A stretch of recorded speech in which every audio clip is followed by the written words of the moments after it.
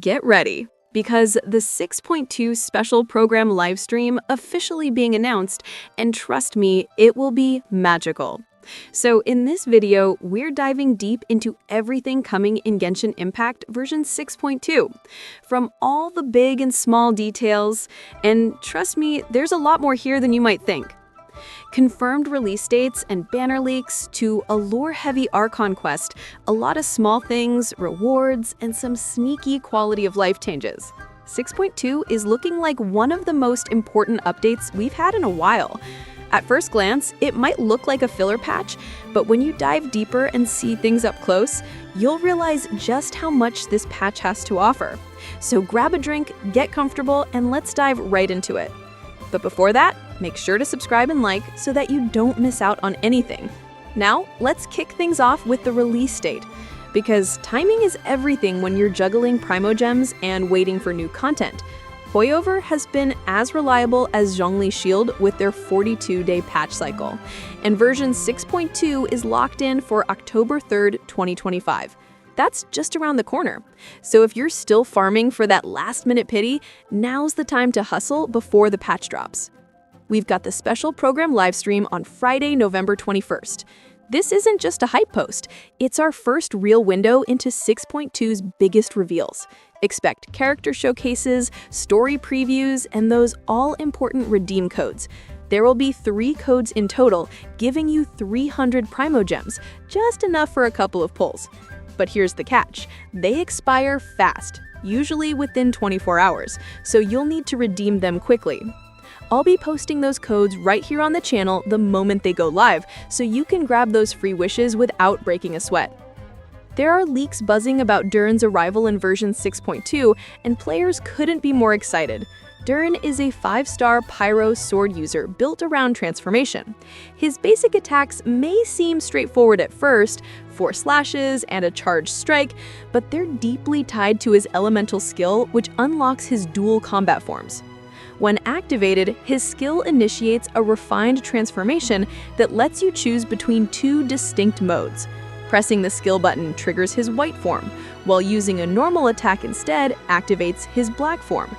Each form grants him unique properties and lasts for a considerable duration, and your choice directly determines how his elemental burst behaves afterward. In white form, Durin releases a burst of pyro energy around him, marking his shift into a radiant state that focuses on AoE and team synergy. In black form, his transformation channels pyro power directly forward, dealing concentrated hits and turning him into a single-target powerhouse. Both transformations restore a portion of his energy and share the same cooldown cycle, encouraging a smooth and rhythmic rotation between them. This duality is the core of his entire kit, one path built for team support, the other for raw personal damage. Running beside him is Biera, returning for her first rerun since 5.5. The logic fits perfectly. The patch leans into elemental experimentation, and she's one of the best Electro DPS characters for reaction-based setups. Her rerun also lines up with community patterns, making this phase an absolute Primogem trap for anyone chasing synergy builds. Then comes phase 2, and this is where things explode. Venti's rerun, potentially with a major rework. Leaks hint at new passives that buff both his damage and his team's output when swirl reactions trigger, basically turning him into a hybrid DPS support. Paired with him is Xeonin, the Geo support from Notchland, who bridges a Nemo control with Geo stability, a mix that fits the theme of old versus new perfectly.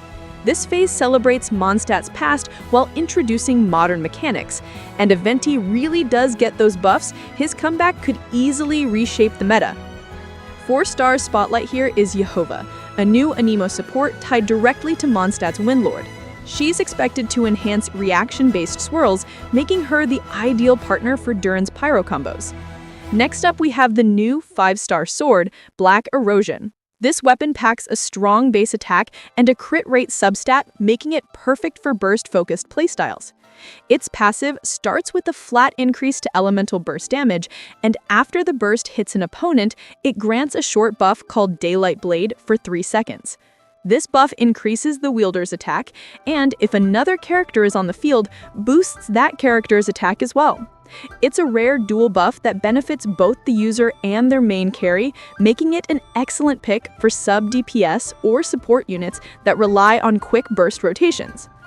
We're also getting a new 4-star bow, Rain String Ring of the Rainbow Serpent, built with energy recharge as its substat and a simple but powerful passive.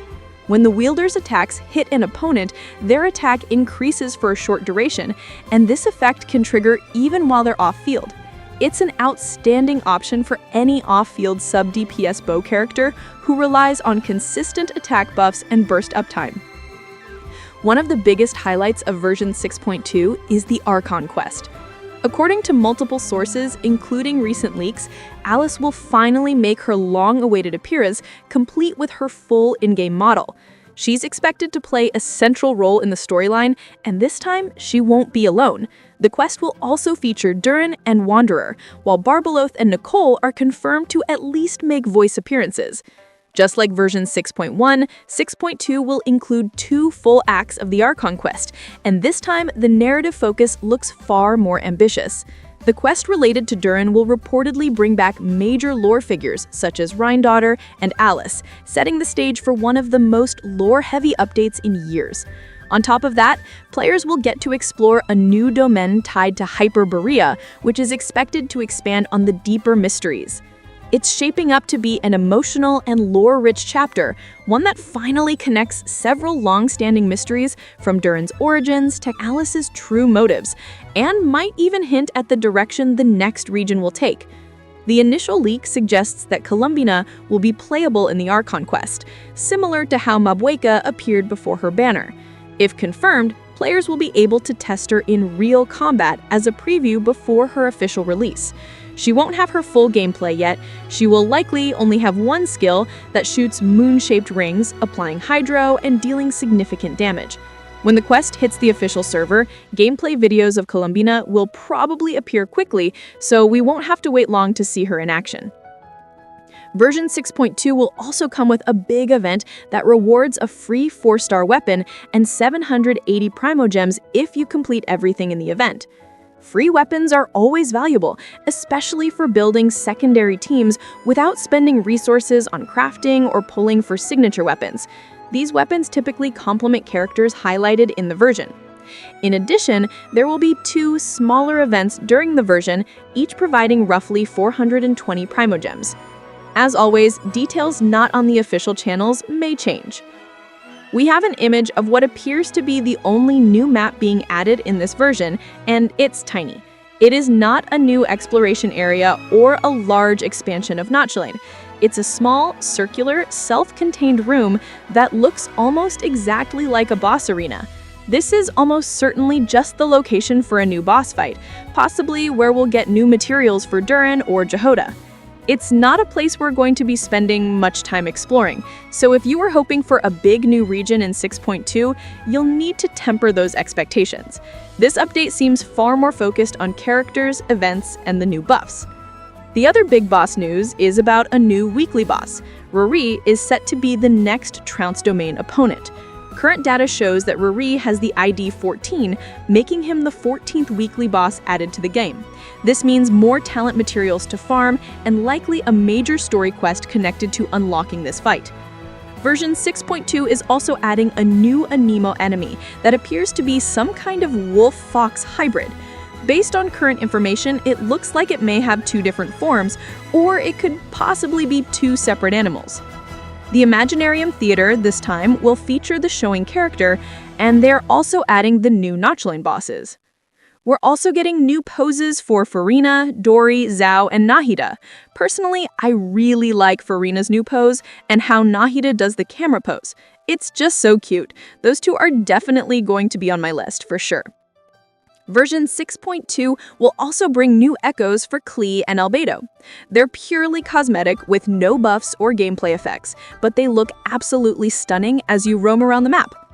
For TCG players, a batch of new cards will also be added in this version, giving players the chance to create new decks and experiment with strategies. Version 6.2 brings several updates aimed at making gameplay more convenient and rewarding for players. Starting with the Sanctifying Elixir, players can now generate 2 artifacts from each set per version, making artifact farming far more efficient. Previously, only 1 artifact per set could be obtained, so if you haven't used yours yet, save them for version 6.2. Finally, daily commissions are also getting an upgrade. They now provide extra rewards. I mean, it will still give same number of Primogems, but now it will be including artifacts, weapons, and materials, giving more incentive to complete them every day. And that's literally everything we know about version 6.2 so far. Which part are you most excited for? Let me know in the comments below. Don't forget to like the video and subscribe to stay updated on all future Genshin news. Make sure to check out Loot Bar for awesome deals. The link is in the description. Thanks for watching, and I'll see you in the next video. Bye!